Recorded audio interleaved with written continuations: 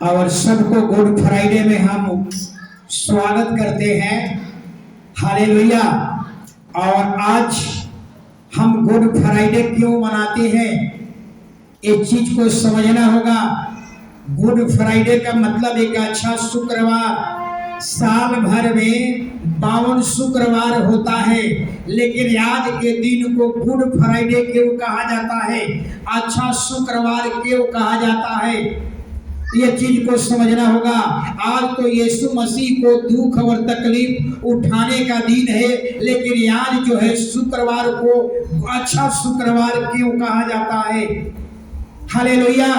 याद रखिए, समस्त मानव जाति के लिए हालेलुया हमारा जो सजा थी, हमारा जो दंड था, हमारा जो अपराध था, सब आज के दिन यीशु अपने ऊपर उठा लिया। यानी आज के दिन समस्त मानव जाति के लिए एक गुड न्यूज भी है, और दूसरे तरफ यीशु के महान दुख और तकलीफ का दिन है। हालेलुया। यानी कहने का मतलब आप समझ गए होंगे कि समस्त मानव जाति का पापों का प्रायश्चित हालेलुया यीशु ने अपने ऊपर ले लिया। पाप की क्षमा, हालेलुया, अपराध की क्षमा, यानी क्रूस पर जो कुछ यीशु कर रहे थे, दंड भोग रहे थे, वो उसका दंड नहीं था, वो समस्त मानव जाति का दंड था। हालेलुया। यानी कहने का मतलब गुड फ्राइडे क्यों, समस्त मानव जाति के लिए हालेलुया एक नया एक अध्याय शुरू हुआ आज का दिन। हालेलुया। अगर यीशु का बलिदान नहीं होता तो समझ लीजिए सब अपने पापों में मर जाता। कोई नहीं कहता कि ये गलत है, ये सही है। हालेलुया। यानी यीशु का पाप का प्रायश्चित यीशु ने किया, हमें एक स्वर्ग के लिए द्वार खोल दिया, हमारे पाप को पहचाने की सामर्थ्य में दे दिया। हालेलुया। लेकिन पहले समझना होगा पाप क्या है। पाप क्या है, बहुत लोग नहीं जानते पाप क्या है। पाप ऐसी चीजें हैं जिसको आंख से नहीं देखा जा सकता। हालेलुया। पाप को हम अपनी आंख से नहीं देख सकते। हालेलुया। और पाप हालेलुया ये भी याद रखना है कि पाप हालेलुया आपके हृदय में है। इसको आप जानते हैं कि एक डॉक्टर भी आपके अंदर की गंदगियां को दो तरीका से निकाल देखता है। एक सारा मशीन लगा करके आपके शरीर के गंदगियां को ढूंढ लेता है। हालेलुया। एक सारा मशीन या अल्ट्रासाउंड कर करके आपके गंदगियों को डॉक्टर देखता है, लेकिन ये पाप की जो गंदगी है हालेलुया एक सारा मशीन भी उसको नहीं दिखा पाती है। अल्ट्रासाउंड के भी द्वारा हमारे अपराध, हमारे पाप की जो गंदगियां हुए हम नहीं देख सकते हैं। यह डॉक्टर ऑपरेशन करके गंदगी को बाहर निकाल देता है, लेकिन ये ऐसी गंदगी है हालेलुया कि कोई डॉक्टर भी इसको ऑपरेशन कर करके इस गंदगी को बाहर नहीं निकाल सकता है। ये ऐसी गंदगी है केवल हालेलुया यीशु का लहू ही उस गंदगी को क्या कर सकती है, धो सकती है। लेकिन अब समझना है कि यीशु को क्रूस पर ही क्यों चढ़ाया गया। याद रखिए, यीशु के आगमन से पहले हालेलुया रोम का शासन चल रहा था, और रोम लोग कैसे थे, क्रूर थे, हत्यारा थे। हालेलुया कुशासन चल रहा था उनकी। हालेलुया। और रोम के समय में हालेलुया एक नियम बना हुआ था। वो नियम क्या था कि कोई भी अगर अपराधी है तो उसको जिंदा क्रूस पर ठोक दो, कठोर दंड निर्दयी बना करके क्रूस पर ठोक दो। किसी प्रकार का अगर अपराध पकड़ा गया क्रूस पर ठोक दो। हालेलुया। आज सजा भोगने के लिए दो चीज है, बंदीगिरी में डाल दो, जेल में डाल दो, और ज्यादा अपराध है प्रमाणित हो गया तो क्या कर दो, फांसी पर लटका दो। लेकिन पहले बंदीगिरी नहीं होता था, सीधे राजा रोमन के जो राजा था रोम का हालेलुया सीधा उसके तरफ से अधिकार मिला था कि जो भी अपराध करे उसको क्रूस पर जिंदा ठोक दो। सोचिए कितना कितना क्रूर हालेलुया राज था रोम का राज। हालेलुया। हालेलुया। और इतना ही नहीं हालेलुया और उसी समय यीशु का आगमन होता है। रोम के राज्य से छुटकारा के लिए लोग ढूंढ रहे थे कि कोई नया रास्ता मिल जाए। हालेलुया। लेकिन इसके पहले कुछ और बात हमें समझना होगा। हालेलुया। कि इसके पहले एक और बात को समझना होगा। हालेलुया। कि यीशु, हालेलुया, यीशु के बारे में बहुत कम लोग जानते हैं। यीशु को लोग बहुत से सवाल करते हैं कि यीशु अपने आप को क्यों नहीं बचा पाया। आपको समझना होगा कि यीशु स्वयं क्रूस पर मरने के लिए ही आया था। हालेलुया। अपने बारे में 3 बार भविष्यवाणी कर चुका था। हालेलुया। कि तुम मुझे क्रूस पर चढ़ाओगे और तीसरा दिन हम जिंदा हो जाएंगे। हालेलुया। ये सारी बातें बाइबल में लिखी हुई है। लेकिन इसके बारे में और कुछ बातें समझ लीजिए। हालेलुया। क्रूस के बारे में बाइबल क्या कहती है कि क्रूस एक भयानक शब्द था। कब तक? जब तक लोग यीशु को क्रूस पर चढ़ने से पहले लोग क्रूस का नाम नहीं लेना चाहते थे। क्रूस का डर जाते थे क्योंकि दर्दनाक मौत होती थी क्रूस पर, इसलिए लोग उससे डरते थे। कोई क्रूस का नाम नहीं लेते थे, लोग कांप जाते थे, उसका नाम कोई सुनना नहीं चाहता था। क्रूस के बारे में लोग नफरत और घृणा से लोग देखते थे। सोचिए, यानी क्रूस का कोई नाम नहीं लेना चाहता था। जिसे आदमी कहता है कि नरक में जाओगे तो आदमी डर जाता है। नरक क्या है? आग का कुंड है। हालेलुया। वैसा ही क्रूस का कोई नाम नहीं लेना चाहते थे। लेकिन सोचिए जरा, जब यीशु को क्रूस पर चढ़ाया गया उस दिन से, हालेलुया, जो क्रूस नफरत और घृणा के दृष्टि से देखा जाता था, वही क्रूस यीशु के चढ़ने के बाद सोचिए लोग आदर मान सम्मान से लोग क्रूस को देखने लगे और क्रूस लोगों का एक हथियार बन गया। क्रूस गले की हार बन गई। और हालेलुया, जो नफरत और घृणा था यीशु को क्रूस पर चढ़ते ही यीशु दुनिया का, पूरे विश्व का क्रूस जो है एक आदर्श बन गया। आज हर कोई गला में क्रूस या की में क्रूस लगाकर, चाबी में क्रूस लगाकर रखता है। बड़ी मान सम्मान के साथ लोग देखने लगा। लेकिन इसके पहले जो क्रूस था नफरत और घृणा से देखते थे। लेकिन इसके आगे अब हम लोग आगे थोड़ा समय चलना होगा कुछ बाइबल के वचन की तरफ। हालेलुया। यीशु का जो लोकप्रियता थी, सोचिए यीशु की लोकप्रियता बढ़ने लगी। अंधा, लंगड़ा, बहिरा, सोच लीजिए, अब कोई वैद्य के पास नहीं जा रहे थे, सब यीशु के पीछे चलो। चाहे मुर्दा जिंदा हो गया, रोग है, बीमारी है, वैद्य के पास नहीं। आप जानते हैं कि लूका कौन था? वैद्य था। लूका डॉक्टर था। सोचिए, जो यीशु मसीह का एक पत्र लिखा, जो सोच लीजिए अगर यीशु मसीह के समय में डॉक्टर लोगों की क्लिनिक क्या हो गई, बंद हो गई होगी। लेकिन इसके बावजूद भी बहुत से लोग नफरत करेंगे, घृणा करेंगे कि हमारा धंधा बंद हो गया। वही लूका कितना यीशु के बारे में तारीफ करके लिखा है। सोचिए, हालेलुया। यानी कहने का मतलब, हालेलुया, कि यीशु के बारे में कुछ और बातें हमें समझना होगा। हालेलुया। 2 प्रकार की बाइबल में छुटकारा है। यीशु की लोकप्रियता बढ़ने लगी, बहुत सारे लोग उसके पीछे चलने लगे। हालेलुया। आज कलीसिया में लोग पीछे चलने लगते हैं तो गांव में, जवार में हाला होने लगता है कि पास्टर पैसा दे करके बुला रहा है। ये परमेश्वर के भवन में आप खड़े हैं, कोई आदमी प्रमाणित कर दे किसी को पैसा दे करके हमें बुलाया है। हालेलुया। उस समय भी बहुत तरह के यीशु पर लोग आरोप लगा रहे थे। सोचिए, आज भी ऐसा ही यही हाल है। कोई व्यक्ति कोई प्रमाणित कर सकता है कि पास्टर पैसा देकर के किसी को बुलाया है? किसी के पास सबूत नहीं होगा। हालेलुया। अगर आप आए हैं तो प्रभु का चमत्कार देकर, प्रभु के बारे में समझकर यीशु के पास जाएंगे तो सब कुछ मन्नतें पूरी होगी, ये सोचकर आए और आपकी मन्नतें पूरी हुई, इसलिए पूरा घराना आप यीशु के पीछे चलने लगे। हालेलुया। इसलिए किसी दूसरे के बहकावे में हमें पढ़ने की जरूरत नहीं है। अब यीशु की लोकप्रियता बढ़ने लगी। बाइबल में दो प्रकार की छुटकारा है। एक छुटकारा फसह का पर्व, आप लोग जानते हैं फसह का पर्व क्या था? मिस्र देश से इजरायलियों का छुटकारा। ये कैसी छुटकारा थी? दासत्व से छुटकारा। हालेलुया।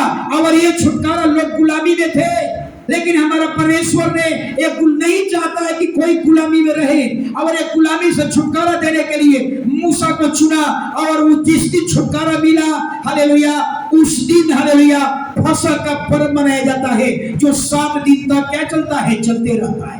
अखमीरी रोटी खाया जाता था उसमें। खमीर खाना क्या था? बंद था उसमें। सोचिए, हालेलुया। तो वो दासत्व से छुटकारा कब हुआ? अप्रैल में, याद रखिएगा। इसलिए पूरा दुनिया में अप्रैल जो माह है वो साल का प्रथम महीना बन गया। याद रखिए, साल का प्रथम जनवरी नहीं है, साल का प्रथम महीना कब है? अप्रैल। आप जितना लिखा पढ़ी जितना होता है ना, सब मार्च क्लोजिंग होता है, और अप्रैल से नया साल की शुरुआत होती है। याद रखिए, ये क्यों हुआ? हालेलुया, कि हम लोगों का जो पूर्वज थे गुलामी में थे, हालेलुया, दासत्व में थे, हमारा परमेश्वर ने अप्रैल में छुटकारा दिया, और अप्रैल को फसह का पर्व के रूप में मनाया जाने लगा। एक और छुटकारा है, एक और छुटकारा था पाप से छुटकारा, और ये छुटकारा भी कहिया हुआ अप्रैल में। सोचिए, दोनों छुटकारा कहिया है अप्रैल में। एक दोनों किस तरह से मैच करता है। हालेलुया, ये पाप से छुटकारा, लेकिन बहुत से लोग नहीं जानते हैं, हालेलुया, इस बात को नहीं समझ पा रहे हैं, हालेलुया, कि पाप से छुटकारा कैसे यीशु हमारे लिए कैसे कहे कि यीशु हमारे लिए जान दिया। एक दृष्टांत से समझिएगा। हालेलुया, ज्ञान सबने बांटा, अच्छे अच्छे ज्ञान सब धर्मशास्त्र में है, लेकिन प्राण किसी ने नहीं दिया। याद रखिए, आज के समय में, इस युग के समय में, आज कोई पति हालेलुया अपने पत्नी के लिए जान देने के लिए तैयार नहीं है, या कोई पत्नी अपने पति के लिए जान देने के लिए तैयार नहीं है। लेकिन जरा सोचिए, अगर आपके लिए कोई जान दिया है, तो आप सोच सकते हैं कि आपसे कितना मोहब्बत करता है, कितना आपसे मोहब्बत करता है। सोचिए, इसका हम वर्णन नहीं कर सकते। अगर आपके लिए कोई जान दे दिया हो, सोच लीजिए, इतिहास के पन्ने में लिखाएगा कि व्यक्ति के बीच में, वो दोनों के बीच में एक बहुत गहरा मोहब्बत था। हालेलुया। एक घटना को समझिएगा। एक माँ का इकलौता बेटा था, हालेलुया, और बहू है, वो माँ बहू है, इकलौता बेटा, घर से बाहर कभी नहीं निकली। सोचिए, उसका बच्चा खेलते खेलते कुआं में गिर गया, कुआं में गिर गया। बहुत से लोग इकट्ठे हो गए। सोचिए, और कुआं के पास बहुत से लोग इकट्ठे हो गए। सब लोग योजना बना रहा है, इस बच्चा को कैसे निकाला जाए, ये बच्चा को कैसे कुआं से निकाला जाए। कुआं में बच्चा संघर्ष कर रहा है, मौत और जिंदगी का संघर्ष कर रहा है, कुआं से कैसे निकाला जाए। वहां बहुत से लोग इकट्ठे हो गए, लेकिन कोई कुआं में कूदने के लिए तैयार नहीं है। क्यों नहीं तैयार है? इसलिए तैयार नहीं है कि उस बच्चा का कनेक्शन वहां के लोगों से नहीं था। सब योजना बना रहा है कि सीढ़ी डालकर निकाल दिया जाए, रसरी डालकर निकाल दिया जाए, टोकरी डाल करके निकाल दिया जाए, लेकिन कोई उस कुआं में कूदने के लिए तैयार नहीं है। जरा सोचिए, हालेलुया। और ये खबर एक लौता बेटा के जब माँ के कान में गया, सोचिए, वो घर की बहू, कभी वो घर से बाहर निकलती है तो घूंघट लगा करके निकलती है, और जो ही उसके माँ को पता चला, सोचिए, माँ जिस अवस्था में थी उसी अवस्था में घर से बाहर निकली और दौड़ते दौड़ते कुआं के पास गई, और कुआं में देखी कि मेरा बेटा गिरा हुआ है और डूब करके संघर्ष कर रहा है जीवन और मौत से। और माँ एकदम दौड़ते दौड़ते गई और कुआं में क्या किया? छलांग लगा। सोचिए, जितने कुआं पर बैठे हुए थे, ये अच्छी अच्छी ज्ञान बताने वाले थे, लेकिन कुआं में कूदने के लिए कोई तैयार नहीं थे। ये माँ ने प्रमाणित कर दिया। हालेलुया। एक बच्चा का मोहब्बत तुम लोगों से नहीं है। जिस माँ ने इस बच्चे के लिए अपना प्राण दिया है, उसका कनेक्शन उसके गर्भ से था, इसलिए उसने प्राण दे दिया। तुझसे इस बच्चे का कोई रिलेशन नहीं था। माने यीशु माँ ने प्रमाणित कर दिया, हालेलुया, कि बच्चा का, हालेलुया, अगर बच्चा का कोई ख्याल रखने वाला था वो माँ थी। यानी माँ का कनेक्शन वो बच्चा से था। यानी माँ ने प्रमाणित कर दिया, ये बेटा मेरा है। आपने छलांग नहीं लगाया, आप ज्ञान बांट रहे थे, इसलिए छलांग नहीं लगाए कि आपका वो बेटा। और ये काम अगर यीशु आपके लिए छलांग लगाए हैं, यीशु आप समस्त मानव जाति के लिए कूद कर अपने क्रूस पर प्राण दे दिए हैं, आप समझ लीजिए हम सब का क्या बन गया, वो बाप बन गया। हालेलुया। अब आगे हम लोग समझ में आ गई होगी। अब आगे हम लोग देखेंगे यीशु का लोकप्रियता बढ़ने लगी पूरी दुनिया में। हालेलुया। 3.5 वर्ष की सेवकाई, ओनली 3.5 साल की सेवकाई में पूरा दुनिया में इसकी लोकप्रियता बढ़ने लगी। लोग पीछे चलने लगे। क्यों चलने लगे? क्योंकि यीशु के पास जो ताकत थी, जो सामर्थ था, वो सामर्थ देकर के लोग उसके पीछे चलने लगे। हालेलुया। और फसह का उस समय पर्व था। हालेलुया। और सारे फरीसी शास्त्री लोग चक्कर में पड़ गया, सुनो कुछ तो करो, अन्यथा सारा लोग इसके पीछे चलने लगेगा। हालेलुया। लेकिन महायाजक जो था आपस में विचार करने लगा, हालेलुया, कि इसको किसी तरह से छल कर करके पकड़ा जाए, लेकिन फसह के पर्व के समय में नहीं। अगर फसह के पर्व के समय में पकड़ा जाएगा तो उपद्रव मच जाएगा, विरोध होने लगेगा। इसलिए लोगों ने क्या किया? हालेलुया।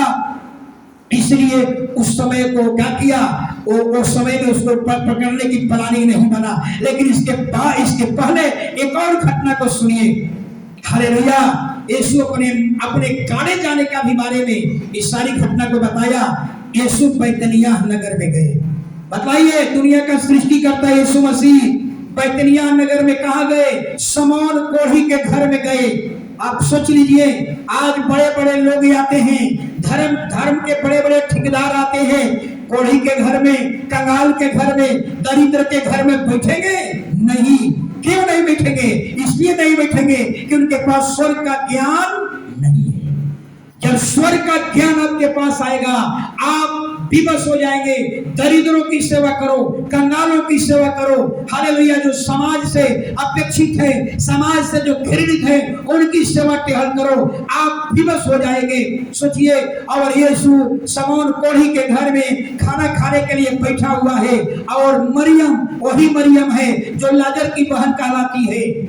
हालेलुया। मरियम ने, हालेलुया, इत्र लेकर के आई और यीशु खाना खा रहे थे, बैठे हुए थे, उसके सिर पर अभिषेक कर दिया। सोचिए, अभिषेक कर दिया, पूरे इत्र को गिरा दिया, अभिषेक। हालेलुया। वहीं पर यीशु मसीह का एक चेला जिसका नाम था यहूदा इस्करियोती। सोचिए, हालेलुया, जिस पर ज्यादा भरोसा करेंगे ना, वो आदमी धोखा देने वाला होता है। आप जानते हैं कि 12 चेला में यीशु का बटुआ कौन संभालता था?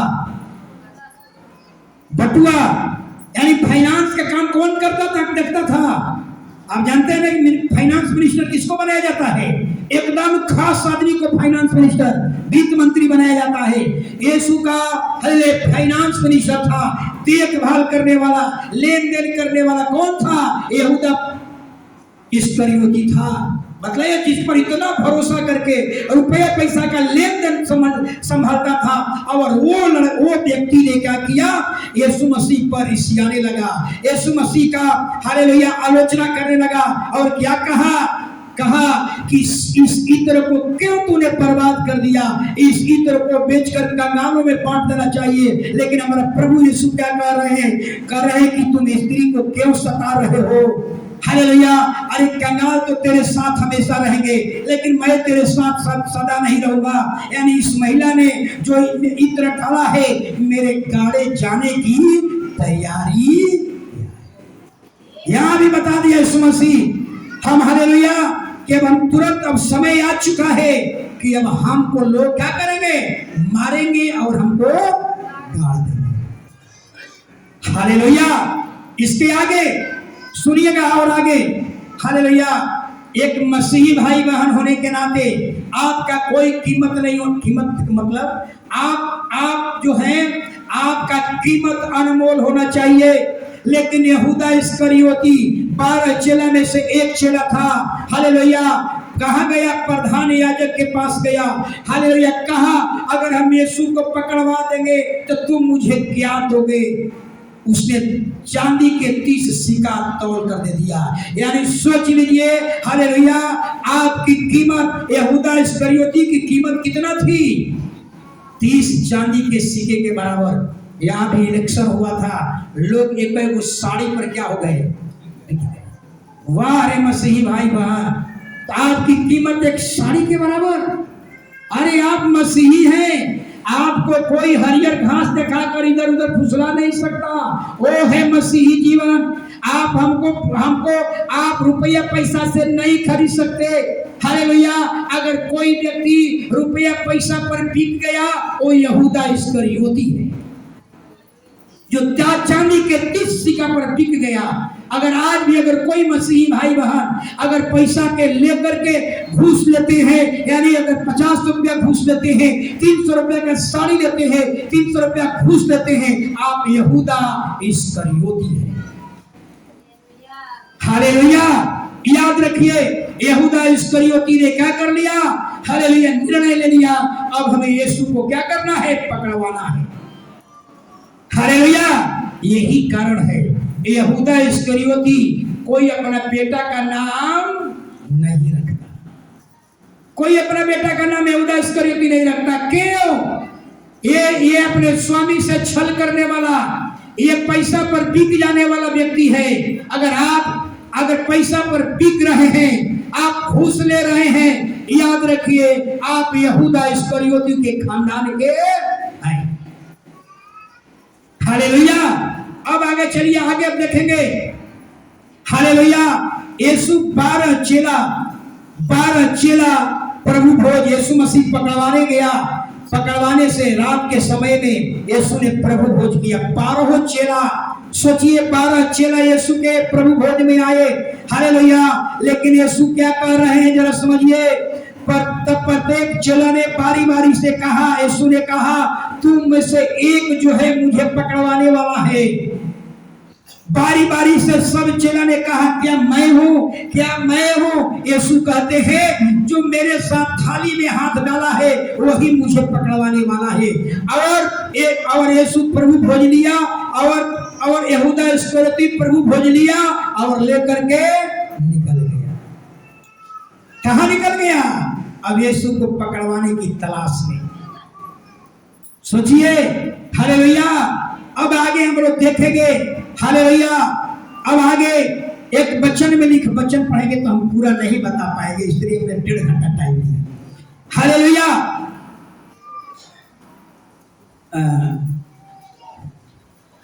एक मिनट, इसको चार्ज में डालो। चार्ज नहीं डाला है, चार्ज में डालो, 7 वचन में होगा। हालेलुया। देखिए, अब यीशु मसीह क्या कह दिए थे पहले ही। यीशु मसीह पहले ही 26 अध्याय में कह दिए थे। क्या कहे थे? हालेलुया।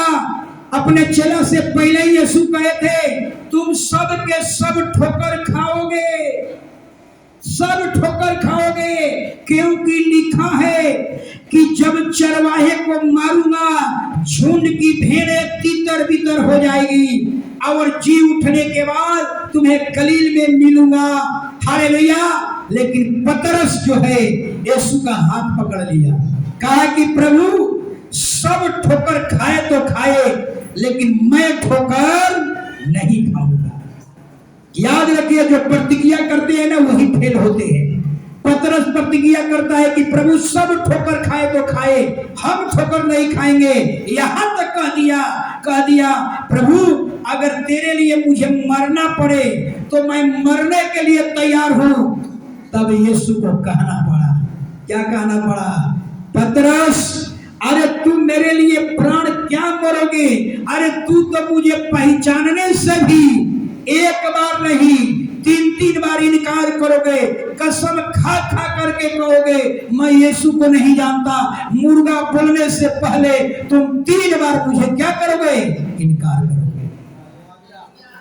पतरस के बारे में यीशु भविष्यवाणी कर दिया, तुम 3 बार मुझे इनकार करोगे। तुम मेरे लिए प्राण देने की बात करते हो, अरे तुम मेरे लिए प्राण क्या दोगे? तुम मुझको पहचानने से भी इनकार करोगे। अब शुरुआत होती है, समय आ गया।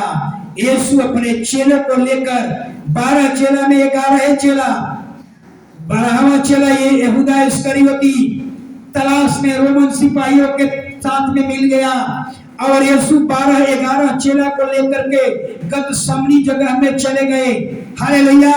और यीशु एक जगह बैठ करके हालेलुया और प्रार्थना कहा कि तुम यहीं बैठे रहो, मैं वहां जाकर प्रार्थना करूं। यीशु ने उससे 3 चेलों को पतरस, यूहन्ना, याकूब को थोड़ा सा आगे लेकर गए और कहा हालेलुया देखो मेरा मन बहुत उदास है, हालेलुया मेरा प्राण निकल रहा है, तुम यहीं ठहरो और मेरे लिए जागते रहो। यीशु आगे बढ़ करके प्रार्थना करने लगा और ही कह रहा था हे मेरे पिता यदि हो सके तो यह कटोरा भले टल जाए लेकिन मेरी नहीं तेरी इच्छा। ये जो वचन है यही है मसीही जीवन। हालेलुया। यानी यीशु मसीह किस तरह से अपने पिता के अपने आप को अधीन कर लिया। हालेलुया। यानी प्रभु यीशु अत्यधिक पीड़ित थे, व्याकुल थे। क्यों व्याकुल थे, क्यों पीड़ित थे, क्यों दुखी थे? क्या इसलिए कि क्रूस पर उन्हें प्राण देना था? नहीं, इसलिए दुखी नहीं थे। यीशु दुखी इसलिए थे, व्याकुल थे, हालेलुया, वो अत्यधिक पीड़ित थे इसलिए थे कि अपने पिता से अलगाव होने वाला था। हालेलुया। इसलिए हम यही कहेंगे आप लोगों को हालेलुया कि यीशु ने हमें अपना अनुकरण करने का जो उदाहरण दिया, हमें भी ऐसा ही हर काम में प्रभु मेरी नहीं तेरी इच्छा पूरी हो। अगर आप मसीह से प्रेम करते हैं तो इस वचन को स्मरण कर लीजिए, प्रभु मेरी नहीं केवल तेरी इच्छा। यह है मसीही जीवन। हालेलुया। अब आगे हम लोग देखेंगे हालेलुया। अब आगे मसीह के प्रार्थना करने के दौरान चेले गहरी नींद में सो गए। मतलब यीशु कह रहे हैं कि मेरे साथ जागते रहो, लेकिन देख लीजिए शैतान किस तरह से इन लोगों को सब के सब गहरा नींद में चला गया। हालेलुया। और वहीं पर यीशु ने हालेलुया आए तो उन्हें सोते पाया और कहा तुम मेरे साथ एक घड़ी भी नहीं जाग सकते, मेरे लिए तुम एक घड़ी भी नहीं जा सकते। सोचिए, यानी कहने का मतलब यीशु क्या कहते होंगे? अरे पतरस, अरे यूहन्ना, अरे तुम अपना मछली पकड़ने के लिए तुम रात भर जग सकते हो, लेकिन मेरे लिए एक घड़ी भी नहीं जग सकते। सोचिए, हालेलुया, एक घड़ी भी मेरे लिए नहीं जग सकते, थोड़ा समय के लिए मेरे लिए नहीं जग सकते। आज बहुत से ऐसे लोग हैं कलीसिया में 24 घंटा की महीना में एक दिन प्रार्थना होती है। हालेलुया। महीना में एक दिन प्रार्थना होती है 5 घंटा के लिए, 9 बजे से लेकर 2 बजे तक प्रार्थना होती है। हालेलुया। यीशु यहाँ पर आपसे सवाल पूछता है कि आप महीना में मेरे लिए 5 घंटा नहीं जग सकते? अपना बेटा बेटी के शादी के लिए 2 रात जगना पड़ता है, 2 रात 2 दिन जगना पड़ता है। अपना बेटा के लिए जग सकते हैं, अपने बेटी के शादी के लिए रात भर जग सकते हैं, लेकिन प्रभु कहता है मेरे प्रार्थना में महीना में 1 दिन होता है, महीना में 1 दिन केवल 5 घंटा मेरे लिए समय नहीं दे सकते। समझ में आ रही है बात हमारी? हालेलुया। दूसरा बार यीशु प्रार्थना करके आए, सब के सब गहरा नींद में क्या हो गया था। हालेलुया। यीशु के चेला को कि मछली पकड़ने के लिए रात भर जगा करते थे, लेकिन प्रभु कहते हैं कि मेरे लिए जागते रहो। वहां पर यीशु ने एक आज्ञा दिया, जागते रहो, प्रार्थना करते रहो कि तुम परीक्षा में ना पड़ो। हालेलुया। आत्मा तैयार है लेकिन शरीर दुर्बल है। आत्मा चाहती है कि हम जगे, लेकिन शरीर कमजोर है, इसलिए शरीर क्या करती है? सो जाती है। हालेलुया। तीसरा बार यीशु मसीह आए और तीसरा बार आए तो देखिए क्या कहते हैं, कह रहे हैं कि अब सोते रहो, देखो घड़ी याद पड़ी है, मनुष्य का पुत्र पापियों के हाथ में पकड़वाने के लिए आ गया है। और सब तलवार और भाला लेकर के यीशु के पास आ गए। लेकिन एक घटना है यहाँ पर, याद रखिए। Hallelujah, hallelujah. और क्या हुआ यीशु के यहाँ, हालेलुया, यीशु को लोग ने क्या किया, धोखे से, सोचिए धोखा से, हालेलुया, तलवार भाला चोर डाकू के समान लाठी लेकर के यीशु को क्या कर लिए, घेर लिए। और यहूदा इस्करियोती ने क्या कहा था, याद रखिए। रोमन के सिपाही नहीं पहचानते थे कि यीशु कौन है। हालेलुया। यहूदा इस्करियोती कहता है जिसको मैं चुंबन करूंगा वही यीशु मसीहा होगा, उसी को तू लोग पकड़ लेना। आप समझते हैं ना, एक छोटे बच्चे को चुंबन कब करते हैं, प्रेम को दिखाते हैं, मोहब्बत को दिखाते हैं। लेकिन यहाँ यहूदा इस्करियोती का जो चुंबन है घृणा और नफरत का चुंबन है, प्रेम का नहीं है, नफरत और घृणा का। हालेलुया। और यीशु को, हालेलुया, यीशु मसीह को क्या किया, वो चूमने लगा। हालेलुया। और यीशु क्या कह रहे हैं, सुनिए, हे मित्र, जिस काम के लिए तू आया है तू जल्दी कर ले। बताइए, वो समझ रहा था कि यीशु नहीं जानते हैं। सोचिए, प्रभु ने इशारा कर दिया था कि मेरा चेला इसमें से भागीदार मत हो। लेकिन वो कह रहे हैं, ये मित्र, जिस काम के लिए आया है तू उससे कर ले। और यीशु को लोग ने क्या किया, पकड़ लिया, पकड़ लिया। और पतरस ने क्या किया, तलवार निकाला और महायाजक के कान पर चला दिया। और महायाजक का कान क्या हो गया, कट गया। यीशु ने उसके कान को छू करके चंगाई किया। इतना ही नहीं, हालेलुया, अब यीशु मसीह पतरस को डांट रहे हैं। जरा सोचिए, आज संसार में ये ज्ञान देखने को मिलता है। आज भगवान की रक्षा लोग राइफल बंदूक से करते हैं।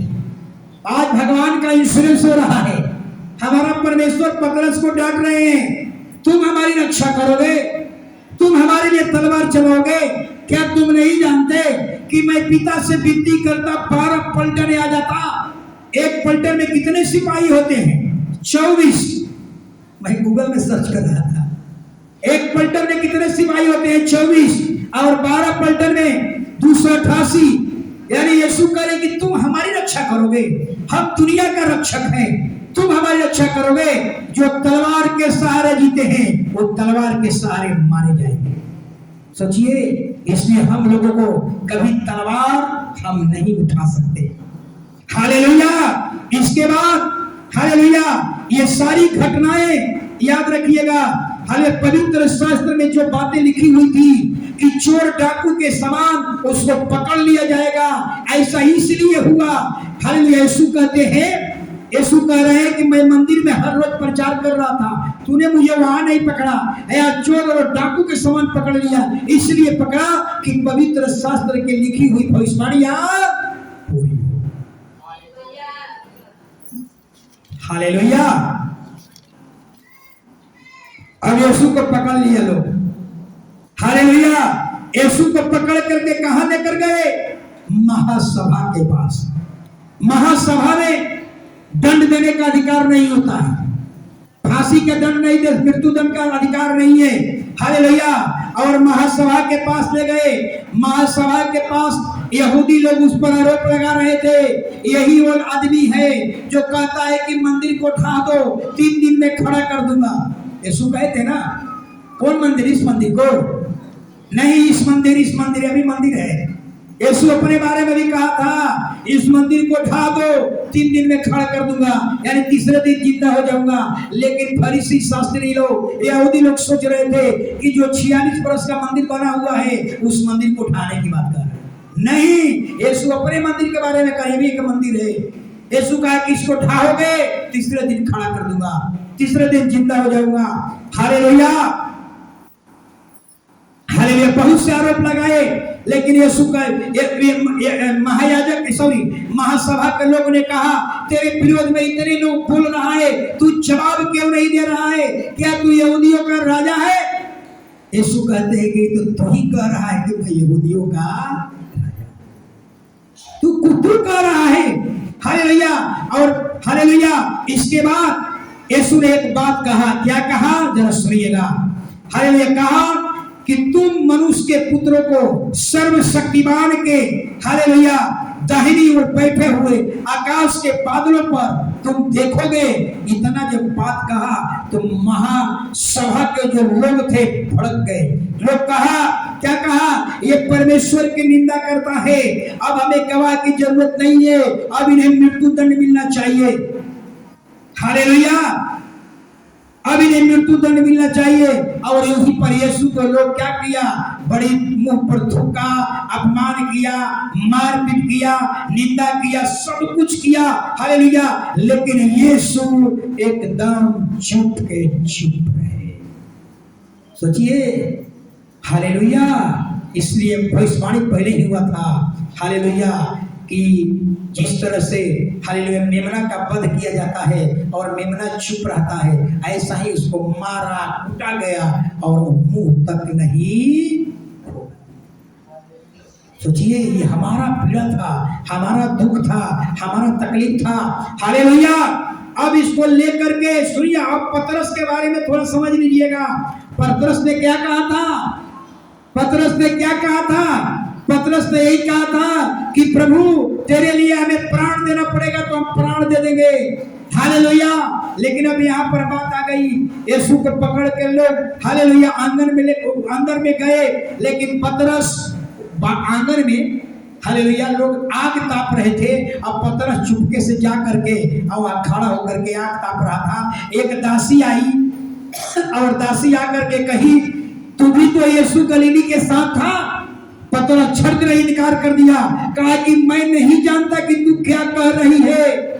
पहला बार इनकार। और दूसरा एक दासी आई, कही कि ये भी यीशु नासरी के साथ था। यीशु पतरस शपथ खाकर कहता है, मैं उस मनुष्य को नहीं जानता, शपथ खाकर कहता हूँ। तीसरा बार भी एक दासी आई और कहा, क्या कही? थोड़ी देर के बाद हालेलुया उसने कहा, सचमुच तुम भी उनमें से एक है। पतरस शपथ खाकर कहने लगा, मैं उस मनुष्य को जानता भी। देखिए यीशु मसीह जो ही कहा कि मैं तीसरा बार इनकार किया, तब तक मुर्गा क्या किया, बोल दिया। तब यीशु पतरस फूट फूट करके रोने लगा। एक बाइबल के लेखक ने लिखा है कि पतरस जब तक जिंदा रहा, हालेलुया, जब जब मुर्गा बोलता था फूट फूट करके रोता था। क्यों रोता था? कि मेरे अंदर कौन सी आत्माएं आ गई कि जिस यीशु को हमें ट्रेनिंग दिया, यीशु के साथ रहे, लेकिन ऐसे वक्त आया कि यीशु को हमने शपथ खा करके कह दिया, यीशु को मैं जानता। जीव जब तक पतरस जिंदा रहा तब तक हालेलुया फूट फूट कर करके, जब जब मुर्गा बोलता था, मुर्गा कब बोलता है? सुबह का टाइम में जब जब मुर्गा बोलता था, पतरस फूट फूट करके रोता रहा। सोचिए, हालेलुया, एक डर था, एक खौफ था, हालेलुया। लेकिन अब आगे, अब सोचिए जरा, अब यहूदा इस्करियोती का क्या हुआ? जब यहूदा इस्करियोती को पता चल गया कि यीशु दोषी ठहर गया है, तो बहुत पछताया। अब पछतात होत क्या, जब चिड़िया चुग गई। अब पछताने से क्या फायदा, जब यीशु तुमको चेतावनी दे रहे थे, तुम ही मुझे पकड़वाने वाले हो, लेकिन तू समझा कि कोई नहीं जानता। और जो 30 चांदी का सिक्का मिला था, सोचे क्या कर दिया, ये चांदी के सिक्का को पुरनियों के हाथ में दे दिया। पुरनिया ने उसको इनकार कर दिया, फिर ले जाकर के मंदिर में रखे आया। मंदिर वाले पुजारी भी उस सिक्का को नहीं लिया, कहा कि इस सिक्का से हालेलुया एक निर्दोष का लहू बहा है। और मंदिर का पुजारी भी इस सिक्का को नहीं लिया। तब उस सिक्का से एक हालेलुया कुम्हार का खेत खरीदा गया। उस खेत का नाम है लहू का। लहू का खेत क्यों कहा गया?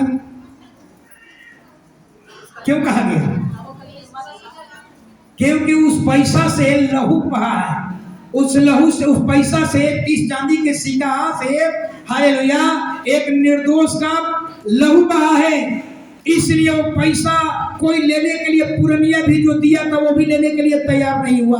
मंदिर में फेंका, या मंदिर के पुजारी भी कहा कि हम नहीं रखेंगे, क्योंकि इस पैसा से निर्दोष की हत्या हुई है, ये लहू का पैसा है। और इस लहू के पैसा को हालेलुया कुम्हार का खेत खरीद लिया गया। आज तक उस खेत का नाम है लहू का खेत। अन्य अनजान में कोई व्यक्ति मर गया तो उसी में उसको दफन किया जाता है। हालेलुया, यहां तक आपको समझ में आ गई होगी बात। हालेलुया, यहूदा इस्करियोती के बारे में और आगे, अब इसकी आगे यहूदा इस्करियोती आत्महत्या कर दिया। एक बाइबल में लिखा हुआ है, उसकी पेट की अतड़ी क्या हो गया, फट गया। सोचिए, हालेलुया, अतड़ियां निकल गई, पेट फट गया। हालेलुया, आगे अब गवर्नर के पास यीशु गए। अब कई बार बतलाया हुआ आप लोगों को, रोम का जो राज था प्रांत में बटा हुआ था, और एक एक प्रांत का में गवर्नर हुआ करते थे। जैसे आज गवर्नर होता है, राज्यपाल होते हैं, और उस समय गवर्नर कौन था? गवर्नर का नाम था पिलातुस। हालेलुया, पिलातुस के पास लोग ले गया, और पिलातुस ने पूछा सवाल यीशु मसीह से, क्या तू यहूदियों का राजा है? यीशु कहते हैं कि तू ही कह रहा है कि मैं यहूदियों का राजा हूं। हालेलुया, तब ये कह रहे हैं, पिलातुस ने कहा, तेरे ऊपर इतने आरोप लगाया जा रहा है, तू चुप क्यों है? कई बार हम गलतियां करते हैं। गलतियां कहाँ करते हैं? जब आपके विरोध में अपराध आरोप लगाया जाता है, हम आरोप को गलत साबित करने के लिए हम बहुत कुछ बोलने लगते हैं। ये कोई जरूरी नहीं है। यहाँ पर यीशु के बहुत से आरोप लग रहा है, लेकिन यीशु एकदम चुप। हालेलुया, एकदम चुप। तुम कितना भी बोलना है बोलो। हालेलुया, न्याय तो हमारे परमेश्वर के हाथ में है। हालेलुया, लेकिन एक बाइबल में लिखा हुआ है, पिलातुस ने पूछा यीशु के बारे में, इसने कौन सा अपराध किया है कि इसको मृत्यु दंड दिया जाए? हालेलुया, पिलातुस को समझ में आ गया था, इनकी लोकप्रियता के कारण लोग में जलन हो गई थी, और लोग इसको इस क्रूस पर चढ़ाना चाह रहे थे।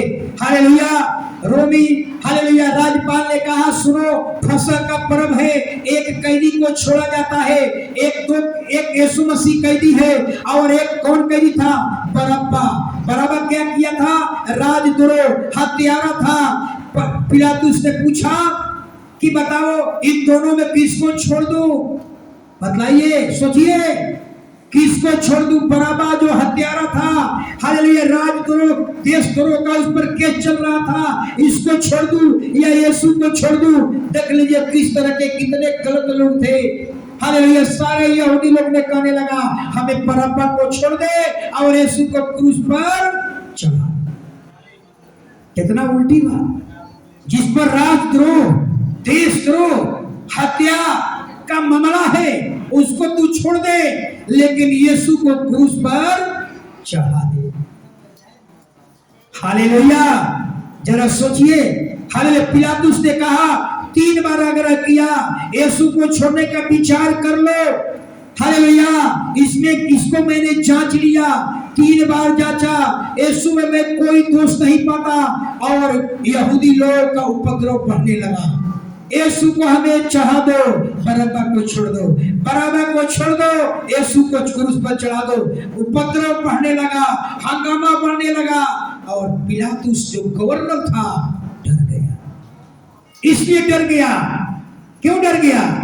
भीड़ देख करके नहीं डरा, यह हंगामा देख करके डर गया कि अगर राजा को कहीं पता चल जाए कि यह हंगामा इनसे कंट्रोल नहीं हो रहा है, हंगामा शांत कराने में असफल है, तो कहीं राज्यपाल की नौकरी न चल जाए। ये डर से, हालेलुया, उन्होंने क्या किया? इस डर से पिलातुस भयभीत हो गया। हालेलुया, और पिलातुस ने क्या किया, जरा समझिएगा। उसी रात के समय में पिलातुस के पत्नी को एक स्वर्गदूत का दर्शन मिला था। क्या मिला था? वो सुबह अपने पति से कह दिया था, सुनो, उस धर्मी पर हाथ मत डालना, क्योंकि उस धर्मी के कारण में रात भर दुख उठाया उस सोपर में। यानी परमेश्वर का दूत ने पिलातुस जो गवर्नर था उसके पत्नी को भी क्या कर दिया था, दर्शन में दिखा दिया था, ये धर्मी है, इस पर हाथ मत डालना। इसलिए पिलातुस ने देखा अब कुछ बनने वाला नहीं है, उपद्रव बढ़ते जा रहा है। पिलातुस ने क्या किया, पानी मंगवाया और पानी मंगा करके उसने हाथ क्या कर लिया, धो लिया। हाथ क्यों धोया, हालेलुया, हाथ क्यों धोया, कहा कि इस धर्मी का लहू से मैं निर्दोष हूं, तुम ही लोग जानो। यहूदी लोग चिल्लाने लगे, इस लहू का हम पर और हमारी संतान पर हो, हालेलुया, लेकिन बराबा को छोड़ दे। और पिलातुस ने हाथ धो करके दिखा दिया, अब मैं निर्दोष हूं, अब तुम लोग जैसा कहो वैसा हम कर दें। और उस जो गवर्नर ने जो आदेश दिया था उसमें क्या लिखा हुआ था, मैं उसका एक कहीं डायरी में नोट करके रखा था, मैं पिलातुस गवर्नर, हालेलुया, यह इस व्यक्ति में को मैंने 3 बार परखा जांचा, कोई दोष नहीं पाया, हालेलुया, इसलिए अपनी रीति से नहीं, यहूदियों के रीति से इन्हें क्रूस पर चढ़ाने की आज्ञा देता हूं। उनकी मर्जी नहीं, यहूदियों की मर्जी के अनुसार, हालेलुया, इसलिए उन्हें हाथ धो लिया। हम इस पर दोषी नहीं रहेंगे, हम दोषी नहीं रहेंगे, हाथ धो लिया गवर्नर, तुम सब जानो हम इससे निर्दोष रहेंगे। इसलिए पिलातुस ने हाथ धो लिया और प्रकट कर दिया, हम निर्दोष रहे, तुम लोग जानो। अब लोग तू लोग क्या कहते हो, नहीं तो बराबा को छोड़ दो और यीशु को क्रूस पर चढ़ा दो। और यीशु ने आज्ञा लेकर के दे दिया कि ठीक है, बराबा को छोड़ता हूं और यीशु को क्रूस पर चढ़ा।